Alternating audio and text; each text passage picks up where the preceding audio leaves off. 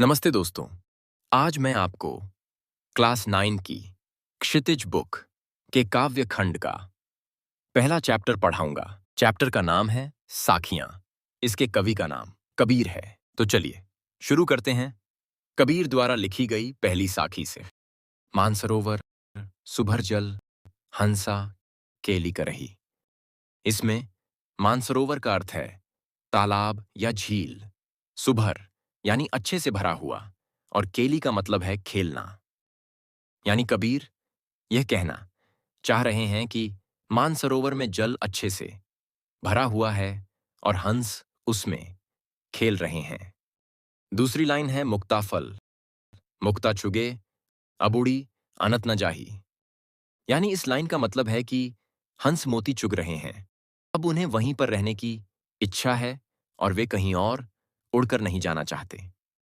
यहां मुक्ता का मतलब है मोती और अनत का मतलब है कहीं और। यानी इस पूरी साखी में कबीर ने हंस की तुलना मनुष्य से की है। जिस तरह हंस तालाब के जल में खेलते हैं और मोती चुगते हैं और वह जगह छोड़कर कहीं नहीं जाना चाहते, उसी तरह से प्रभु की भक्ति में डूबा हुआ मनुष्य जिस सुख और आनंद को प्राप्त करता है, वह उसे छोड़कर कहीं और नहीं जाता, वह भक्ति में ही डूबा रहता है। प्रेमी ढूंढत मैं फिरूं, प्रेमी मिले न कोई। यहां प्रेमी का मतलब है प्रभु भक्त और ढूंढता का मतलब है ढूंढना। यानी इस लाइन का मतलब है मैं अहंकार में डूबा हुआ एक प्रभु भक्त था, मेरे ढूंढने पर भी मुझे कोई दूसरा सच्चा प्रभु भक्त नहीं मिला। अगली लाइन है प्रेमी को प्रेमी मिले, सब विष अमृत होए। यानी इस लाइन का मतलब है जब मैंने अपना अहंकार त्याग दिया और मैं एक सच्चा प्रभु प्रेमी बन गया, तब मेरा मिलन दूसरे प्रभु प्रेमी से हो गया। तब मेरे सारे दुख कष्ट अमृत यानी आनंद और सुख में बदल गए। यानी इस पूरी साखी का अर्थ है मेरे अहंकार के कारण ही मुझे कोई सच्चा प्रभु भक्त नहीं मिला, लेकिन जब मैंने अहंकार यानी घमंड करना छोड़ दिया, तब मैं एक दूसरे सच्चे प्रभु भक्त से मिला और मेरे सारे दुख दर्द सुख में बदल गए। हस्ती चढ़िए ज्ञान की, सहज दुलीचा डारे। यहां हस्ती का मतलब है हाथी और दुलीचा का मतलब है कालीन। कबीर इस लाइन में यह कहना चाह रहे हैं कि मनुष्य को ज्ञान रूपी हाथी पर सवार होकर उस पर सहजता का कालीन बिछा लेना चाहिए। यानी उसे सरलता और सहज साधना के माध्यम से ज्ञान प्राप्त करते रहना चाहिए। अगली लाइन है स्वान रूप संसार है, भूखन दे झक मारी। यहां स्वान का मतलब है कुत्ता, भूखन का मतलब है भौंकना और झकमारी का मतलब है वक्त बर्बाद करना। यानी कबीर जी इस संसार की तुलना कुत्ते से करते हैं जिसका काम सिर्फ भौंकना होता है। आपको बहुत से लोग भला बुरा कहेंगे, आपको ताने सुनाएंगे, लेकिन आपका काम है इन बातों को अनदेखा करना, ध्यान न देना। फिर जो लोग आपको भला बुरा कहते हैं वे खुद ही चुप हो जाएंगे, क्योंकि ऐसा करने में उनका वक्त ही बर्बाद होता है। यानी इन पूरी दो लाइंस का मतलब है कि मनुष्य को अपने ज्ञान को सीमित न रखकर उसे निरंतर बढ़ाते रहना चाहिए, वो भी सरल भाव से। यह समाज, यह संसार आपकी कड़ी निंदा करेगा, आपको ताना मारेगा, लेकिन आपको उन बातों पर ध्यान न देकर अपने कार्य में लगे रहना चाहिए।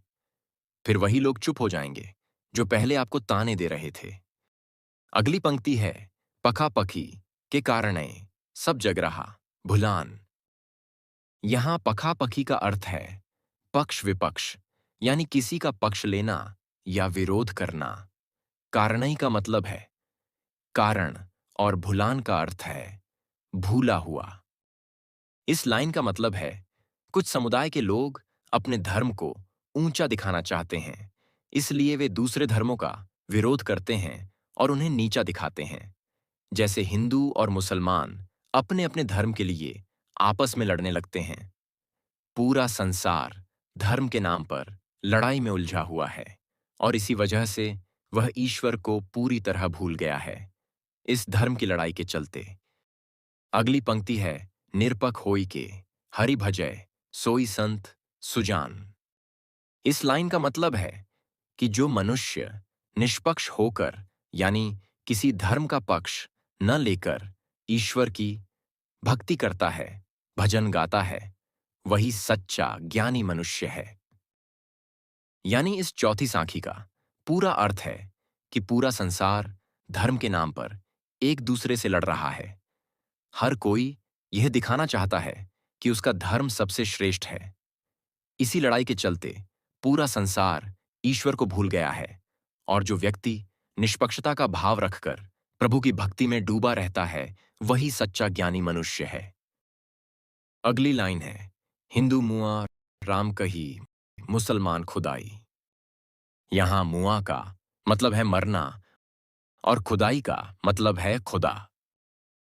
यानी इस लाइन का मतलब है कि हिंदू धर्म के लोग राम राम का नाम लेते लेते मर जाते हैं और मुसलमान धर्म के लोग खुदा का नाम लेकर मर जाते हैं।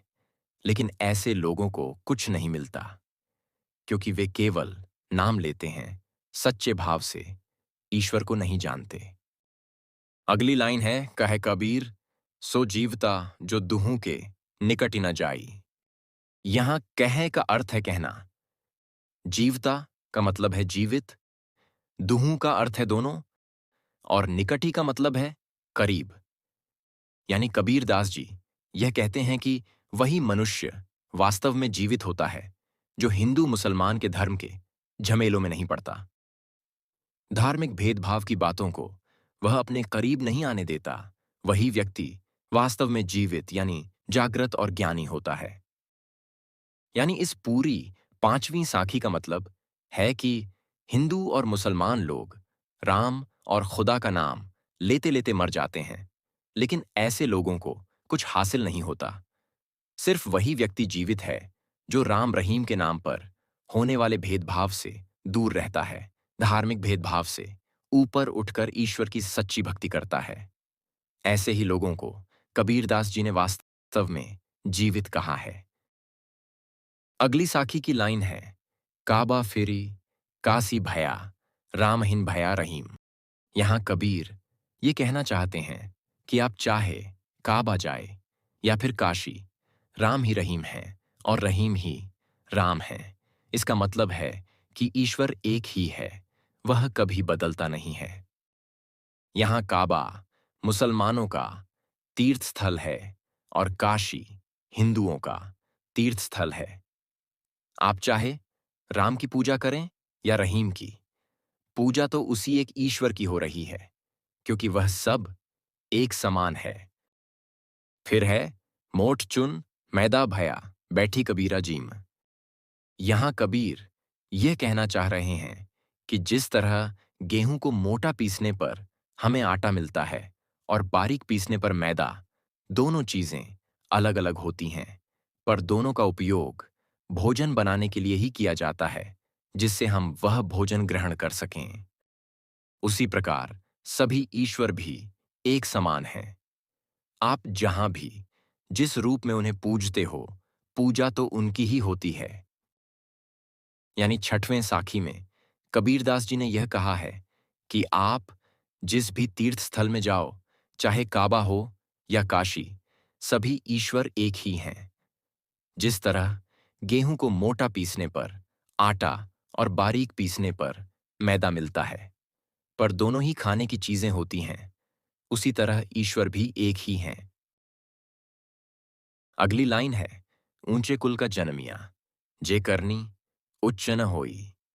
यहां ऊंचे कुल का मतलब है अच्छा खानदान, जन्मिया का मतलब है जन्म लेना और करनी का मतलब है कर्म। यानी कबीरदास यह कहना चाह रहे हैं कि ऊंचे कुल में जन्म लेने से ही सब कुछ नहीं हो जाता, बड़े और ऊंचे दर्जे के कर्म भी करने होते हैं। अगली लाइन है, सुबरन कलस सुरा भरा साधु निंदा सोई। यहां सुबरन का अर्थ है सोना कलश का अर्थ है घड़ा, यानी सोने का बना हुआ घड़ा। सुरा का अर्थ है शराब और सोई का अर्थ है उसकी।